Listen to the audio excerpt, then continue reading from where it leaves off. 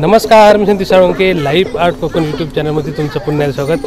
उद्या आहे आषाढी एकादशी आणि आज आपण बघणार आहोत कोकणातील एक सुंदर असा आषाढी एकादशीचा वारकरी म्हणजे म्हणतात ना बालवारकऱ्यांचा कार्यक्रम. आणि हा कार्यक्रम साजरा होतो आहे PM श्री आदर्श शाळा तळेरे नंबर 1 यामध्ये. आणि या शाळेची मुलं म्हणजे तळे गावातील संत शिरोमणी नामदेव महाराज मंदिरामध्ये जाणार आहेत आणि हा संपूर्ण कार्यक्रम साजरा होणार आहे. तर सुंदर असा आषाढी एकादशीचा कार्यक्रम आपण बघणार आहोत. कशा प्रकारे कोकणामध्ये आषाढी एकादशी साजरी होते आणि सगळे पंढरपूर तयार झाले आज आणि सुंदर असं वातावरण आहे. तर आता आपण या कार्यक्रमाचा आनंद घेऊया.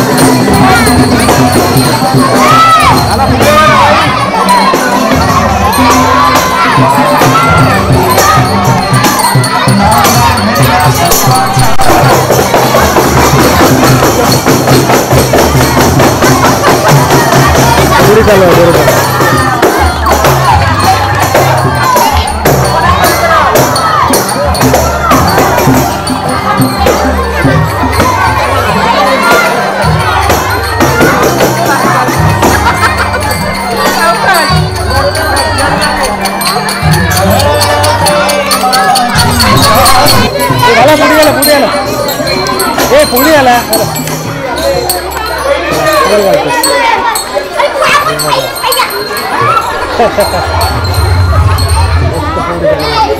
तुम्ही घालताय चला आता नामदेव मंदिराकडे चाललो संत शिरोमणी श्री नामदेव तळे सापर्डे तळे आता आपण जाणार आहोत दिल्ली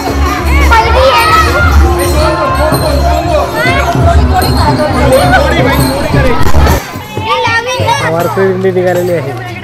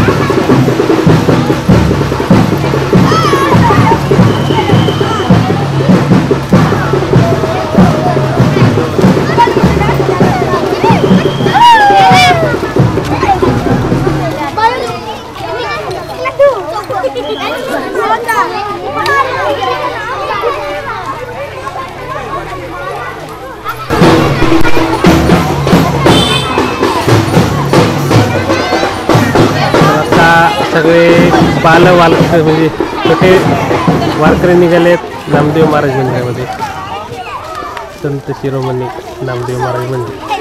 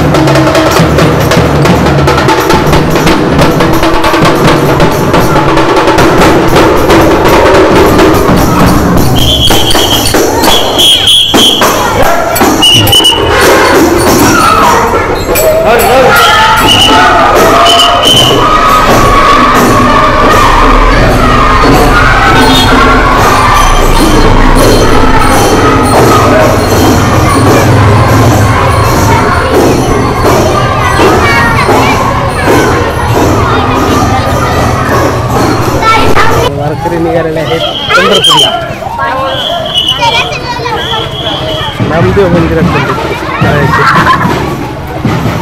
तर आहेत सुद्धा हे सगळे छोटे वारकऱ्यांनी पंढरपूर तयार केले.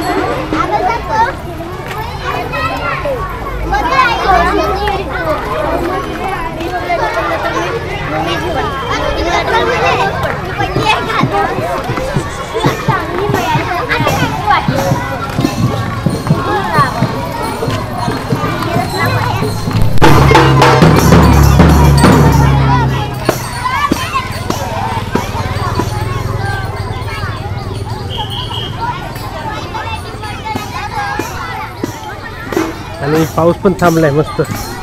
काही धोधो पाऊस पडत होता. आता आपण नामदेव मंदिराजवळ आलोय.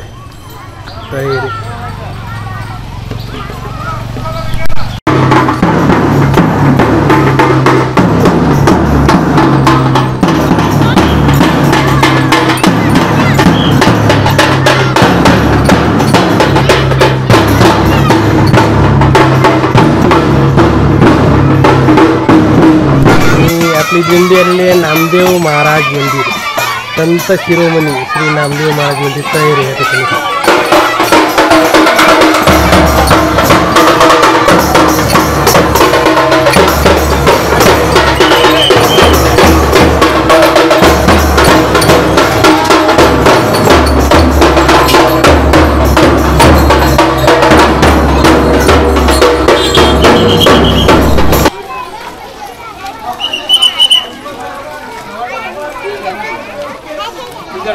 गाडी जरा ही गाडी हे बघा होय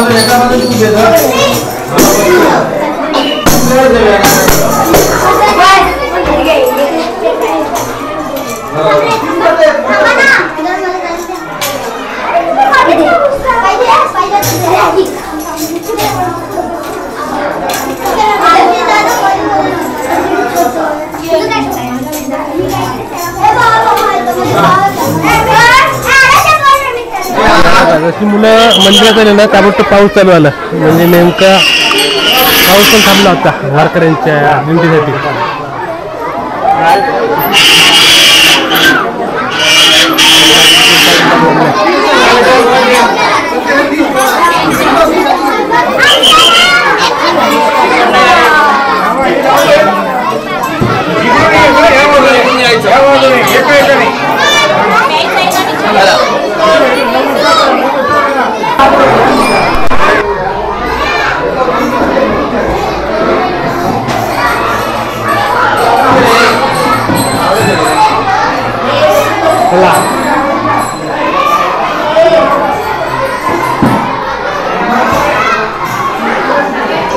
चला दर्शन झालं आहे मस्त तिथे.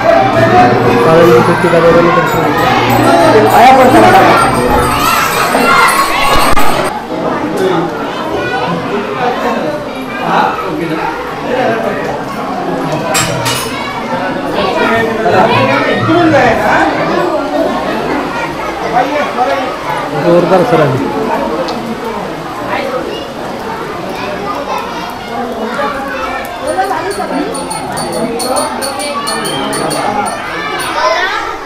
संत शिरोमणी नामदेव महाराज की जय. महाराज की जय. सुख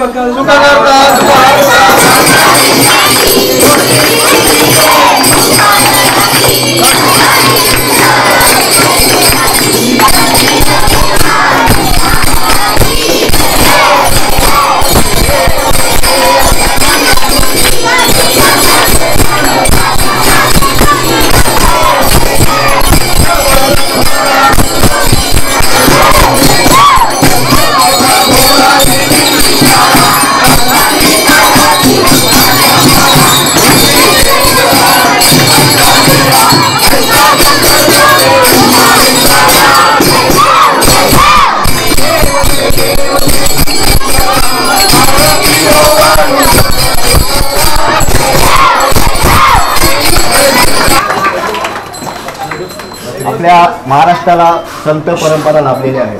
संत नामदेव महाराज, तुकाराम महाराज, ज्ञानेश्वर महाराज, एकनाथ महाराज, रामदास स्वामी या सर्वांची परंपरा आपल्याला लाभलेली आहे. आणि या परंपरेचा आपण या ठिकाणी जो ठेवा आहे, संस्कृती आहे, त्याचं पालन करण्यासाठी एक स्तुत्य असा प्रयत्न आमच्या पाऊसकर सरांनी केलेला आहे. दरवर्षी ते वारी करतात. यावर्षी थोडासा प्रॉब्लेम आल्यामुळे आम्ही या ठिकाणी आमच्या देवळामध्ये त्याचं आयोजन झालेलं आहे. मी सुरुवातीलाच म्हटल्याप्रमाणे या ठिकाणी आल्याबद्दल मी पाऊसकर सरांचा आमच्या समाजाच्या वतीने या ठिकाणी पुष्पगुच्छ आधी शब्द हां म्हणजे स्वागत करून टाकतो.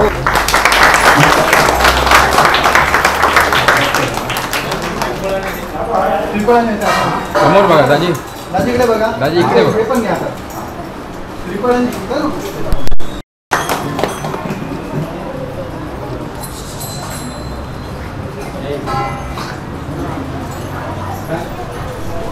1270 रोजी नरसिंहबामणी या गावामध्ये झाला.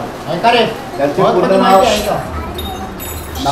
नामदेव रेळेकर या ठिकाणी झाला. पंढरपुरात नातं जर म्हटलं तर आजही तुम्ही पंढरपुरात गेल्यानंतर पंढरपुरात पहिलं जे ठिकाण आहे म्हणजे समाधी आहे ती जर कुठल्या संतांची असेल तर नामदेव महाराजांची. म्हणजे आपण तिथून प्रवेश पायरी जी आहे तर त्या पायरीला प्रवेश केल्याशिवाय आपण त्या मंदिरामध्ये प्रवेश करू शकत नाही. एवढं घट्ट असं नातं या ठिकाणी विठ्ठलाचं आणि नामदेव महाराजांचं या ठिकाणी होतं. ज्या नामदेव महाराजांनी म्हणजे विठ्ठलाला साक्षात जेवण घातलं असे एक म्हणजे जेवणाचा आग्रह केला आणि विठ्ठल त्यांच्या घरी जेवला असं एक घट्ट नातं आणि अशी परंपरा लाभलेल्या आपले संत नामदेव महाराजांनी अनेक अभंग लिहिले, अनेक गवळ लिहिले. असे नामदेव महाराजांची कीर्ती सांगावी तेवढी कमी आहे. मी या ठिकाणी परत एकदा आलेल्या सर्व आमच्या मंडळींचं, या ठिकाणी उपस्थित सर्व मुलांचं, त्याचबरोबर त्यांच्या पालकांचं, इतर शिक्षकांचं या ठिकाणी स्वागत करतो आणि स्वागताचा कार्यक्रम करत आहे.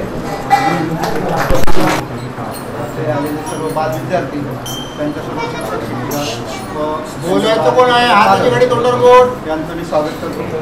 तसंच या नामदेव मंदिरात यावी अशी आमची खूप दिवसापासूनची इच्छा होती की आमच्या शाळेतील म्हणा किंवा इतर अशा दिंड्या याव्यात. जशी आमच्याकडे दिवाळी खाला म्हणजे विजय सैनिक दिंडी, मोठी दिंडी आहे दिवाळीच्या आधी, ही दिंडी एक मोठ्या प्रमाणात असते. मोठ्या प्रमाणात कार्तिक एकादशीची दिंडी इथं जाते, ती दिंडी इथं थांबते, रात्रभर ती वस्तीला असते, मोठा कार्यक्रम असतो इथे.